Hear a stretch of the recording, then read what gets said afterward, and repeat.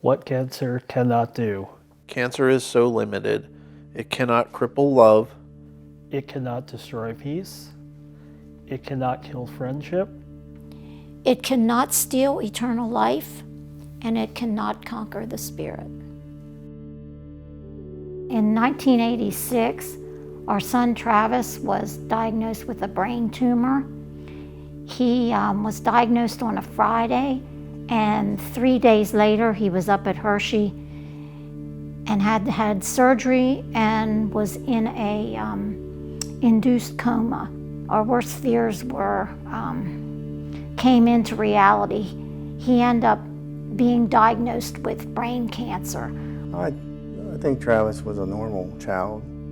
He liked to hang out with his friends, He liked to ride his bike with his friends. He liked to skateboard, as you saw earlier, the picture of him on the skateboard. He wasn't too good at it, but he loved doing that as well. He liked to play one-on-one basketball, pig, and all that stuff. He was the type of person that liked to tell jokes and carry on, pull pranks. He loved doing that from time to time. But he always said, and he said it to all of us, there's always somebody worse off than me. Worse off than me. I know a lady in the nursing home was going through her routine, and he was beside her, and she asked him why he doesn't complain about when they stretch him out and stuff. He said, because of my faith. So I've seen a lot of him stronger in his faith. But after about 7 years of having all these treatments and everything, the doctors, they cautiously felt that he was in remission.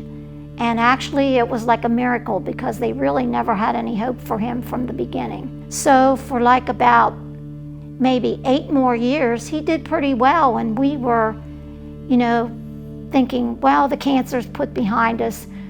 Well, one night he called us from his work and he said, Mom and Dad, he said, I fell, you gotta come help me. So we rushed up to where his work was, and we helped him, took him to the doctor, and the doctor said, you better send him back up to Hershey.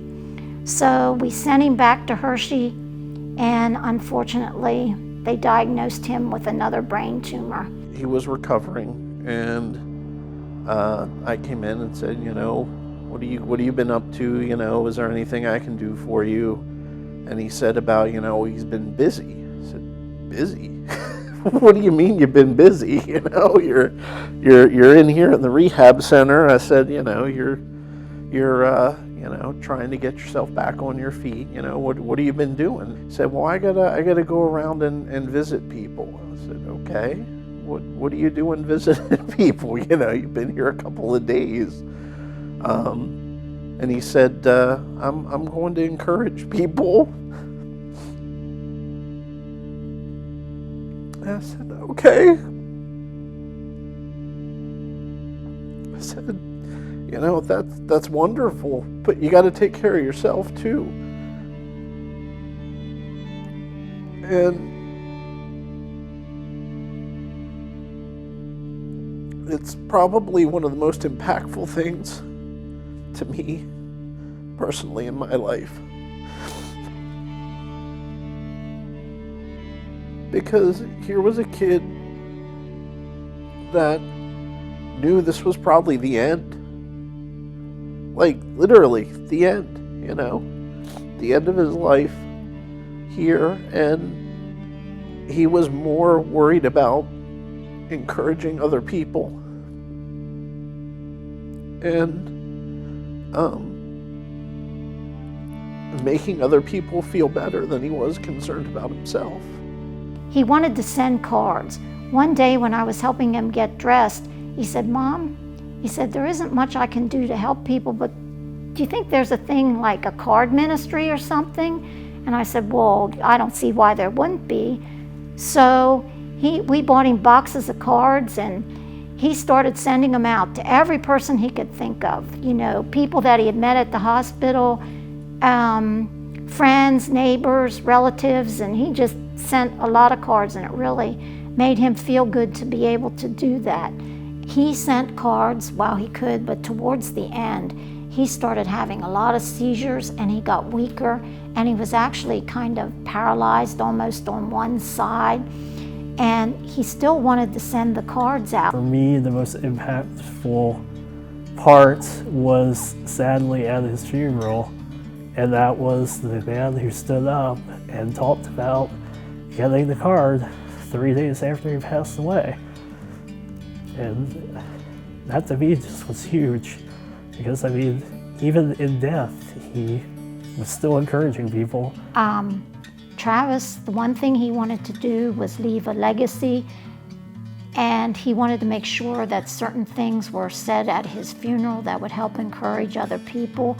So he wrote out a testimony, and I can read some of this. I found myself paying more attention to people in general, such as my parents, my friends, my brothers, my relatives.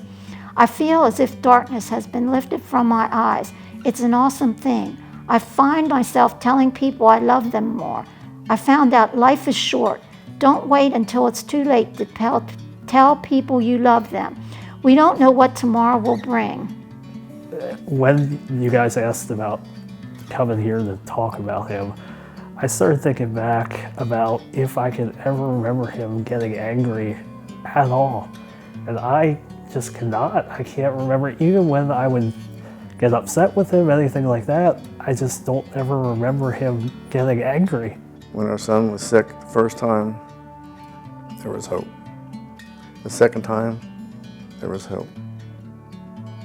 So, as she said, God decided to take him home. And at that point in our lives, there was no anger. We had peace about it. You can either let it drag you down or make you bitter, or it can make it better, you know, and what you have to make that choice, and you have to try and make something good come out of something bad. I think that's what our philosophy was through the whole thing. THON and 4 Diamonds, going back to the very beginning. From the beginning, I would say the biggest impact was obviously financial for my parents, like I talked about earlier. I think most parents, that would have taken a huge toll and potentially driven them apart, but my parents stuck together and rode it out and did everything they could possibly do. But I think without 4 Diamonds and THON, I don't know if that would have happened. I was amazed. We both were amazed. All of us were amazed, actually, of how many kids took time out of their life to do what they do. I mean, it was really impressive to see that many kids, you know, staying up like that and doing what they were doing. And also, the amount of money that they raised, it was really, that's amazing that people were willing to do that to help other people less fortunate than them. And also, we got to meet Mr. Millard. You know, I wonder if he ever, often think about that, if he ever thought that when he started that for his son, it would ever turn out to be as big as what it is. But that's amazing how one person's experience can spread out and help all those people. That's why it's important to try and think what you can do to make something good come out of what you have.